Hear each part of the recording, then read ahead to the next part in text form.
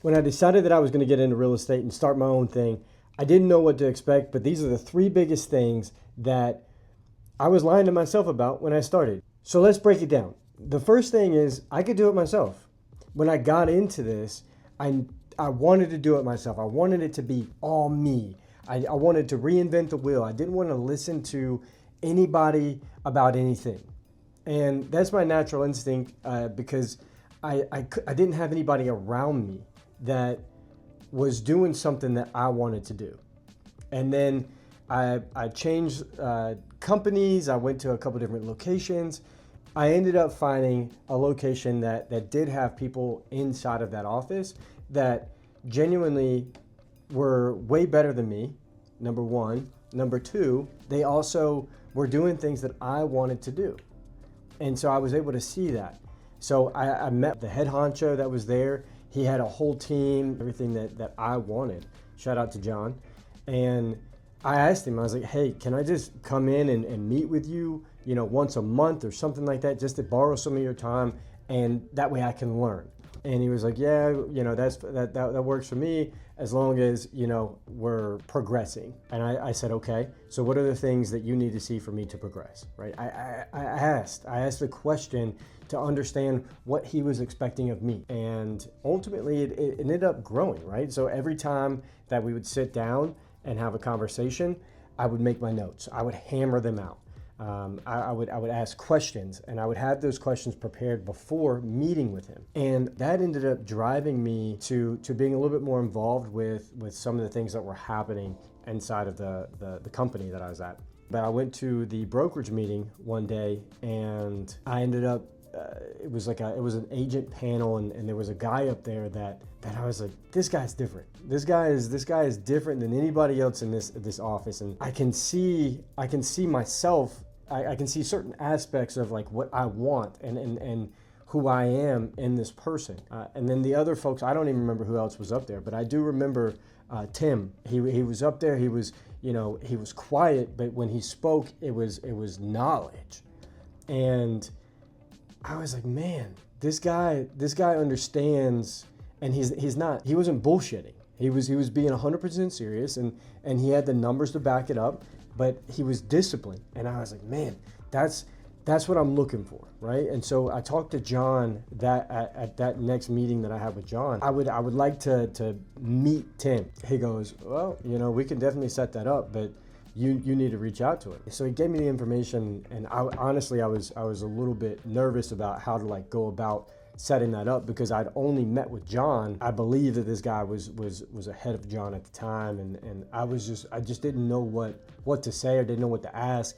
And obviously meeting someone new, and if you don't know me, I'm not expressive or any of these things, and sometimes I get nervous talking to new people. At that time, I was probably 20 years old, and I was like, man, how am I gonna get this guy that I don't know, who's way ahead of me, to even sit down with me? And ultimately, I was like, I had a podcast at the time. He's perfect. He'd be good for that. So I'm just going to reach out to him about that. He actually ignored me the first time. I go and meet with John that next day. He's like, hey, did you get that set up? And I was like, man, I reached out. He just didn't hit me back. And he's like, man, just text him. Here's his number, whatever. And so he gave me his number. I reached out to Tim. And finally, Tim's like, yeah, you can come and meet with me, but or whatever. I don't even know if Tim knew what I was trying to explain or sit down with him with.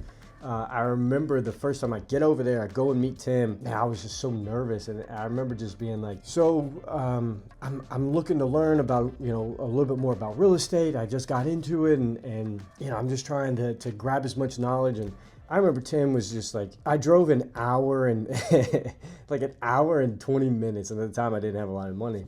And so that meant a lot to me. And I drive over there, and Tim is like, sits down, and he kind of breaks down a pie chart of like, understanding the breakdown of a team. Because at the time I wanted to start the team. And ultimately that ended up growing into something that I genuinely became friends with Tim. And there's so many things that I learned from the ability of being able to take myself and say, okay, maybe I don't know it all. Maybe I don't know what I need to do.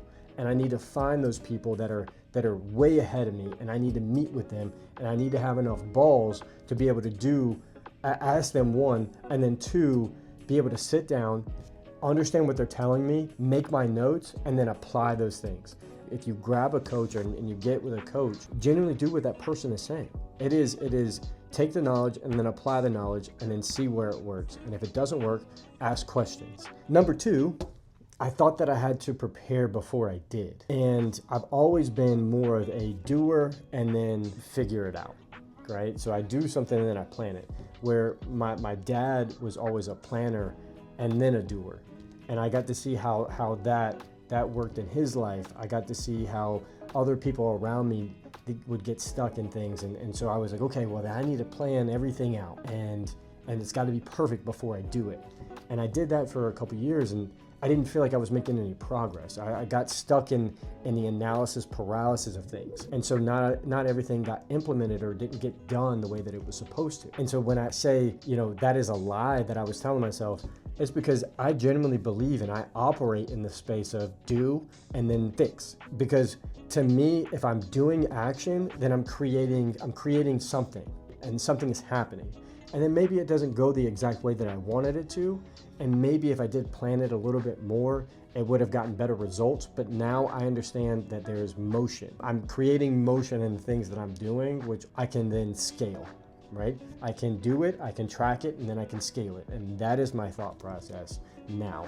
And I do think that is one of the biggest mistakes that people make, is they think that they have to plan things. They have to get a whole overview business plan of like, this is how we're going to go. And yes, those things are important, but I would much rather start doing something and then learn the experience behind it, because that's how I learn. I got to run through a few walls before I do something, and then I can then start correcting things. The third thing that I was lying to myself about is that it was not going to take that much time.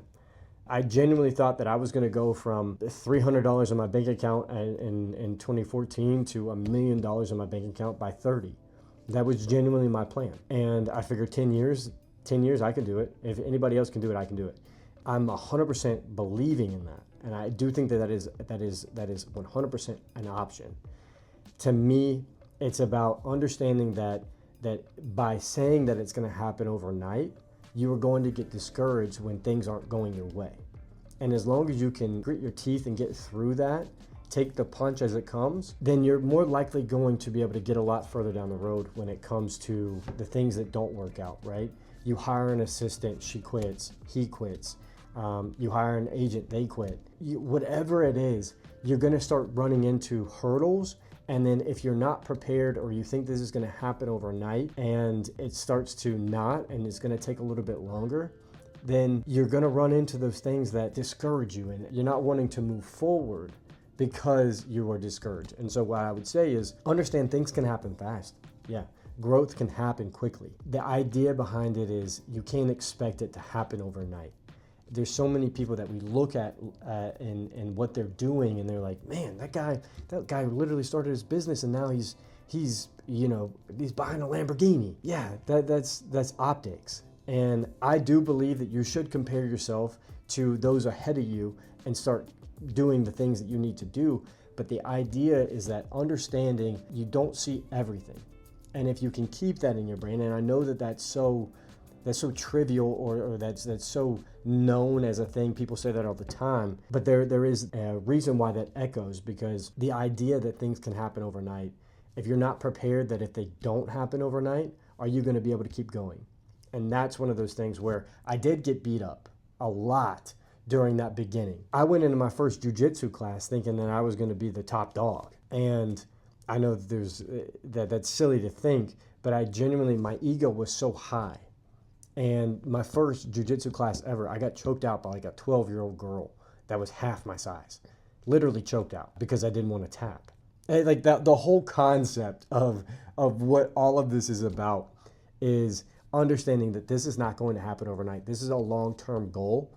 And for you to be able to stick to a long-term goal, you have to have discipline. You have to have that internal motivation. When it comes to things not going your way, you've got to be able to be prepared for that. And you've got to be able to be ready for that to happen. And so that would be the top 3 things that I was lying to myself about. If you like our content that we're putting out, let us know. We are always stoked to hear feedback. And I just appreciate you guys taking the time to listen.